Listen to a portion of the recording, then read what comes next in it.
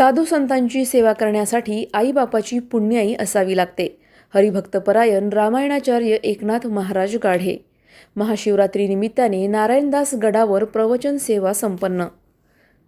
साधू संत जिवंत असेपर्यंत त्यांच्या सानिध्याचे व उपदेशाचे महत्त्व आपल्याला कळत नाही. ही मानवी प्रवृत्ती आहे. त्यांच्या निधनानंतर पश्चाताप करण्यापेक्षा ते हयात असतानाच साधना करा, नामस्मरण करा आणि सद्गुरू चरणांचा आश्रय घेऊन भगवंतांची भक्ती करा, ज्यामुळे जीवन कृतार्थ होईल. कारण साधू संतांची सेवा करण्यासाठी देखील आईबापाची पुण्याई असावी लागते. कारण ही सेवा करायला देखील नशीब लागते.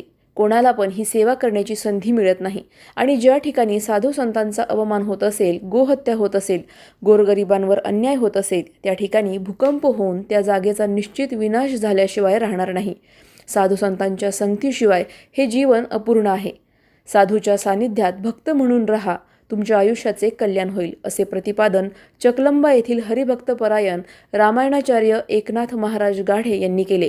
शेवगाव तालुक्यातील बालम टाकळी शेकटे बुद्रुक येथे मंगळवार दिनांक 17 रोजी नारायणदास गड येथे महाशिवरात्रीनिमित्त नारायणदास गडाचे मठाधिपती महंत बालकदास महाराज यांच्या नेतृत्वाखाली 3 दिवस गडावर विविध कार्यक्रमाचे आयोजन करण्यात आले होते.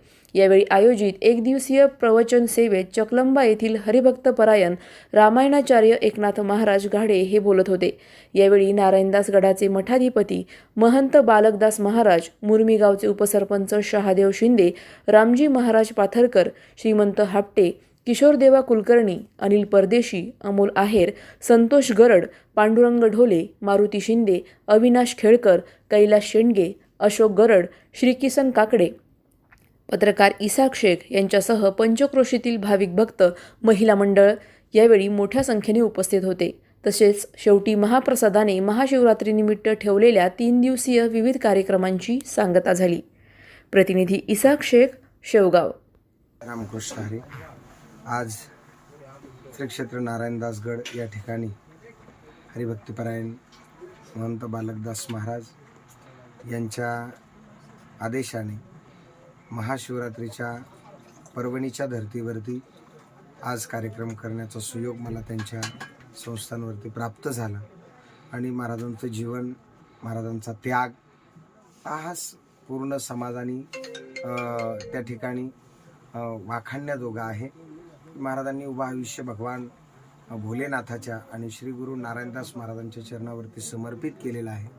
माझ्या पांडुरंगाला प्रार्थना आहे की महाराजांना उदंड आयुष्य लाभावं आणि समाज ज्या भावनेनं महाराजांपर्यंत पोहोचतो, समाजाच्या प्रत्येक भावना महाराजांकडून पूर्ण व्हाव्यात, हीच सदिच्छा नारायणदास महाराजांच्या चरणी व्यक्त करतो आणि थांबतो. रामकृष्ण. अधिक माहितीसाठी स्टार इंडिया 1 न्यूज पाहत रहा. चॅनलला सबस्क्राईब करा आणि अशाच अपडेट्ससाठी बेल आयकॉन दाबा.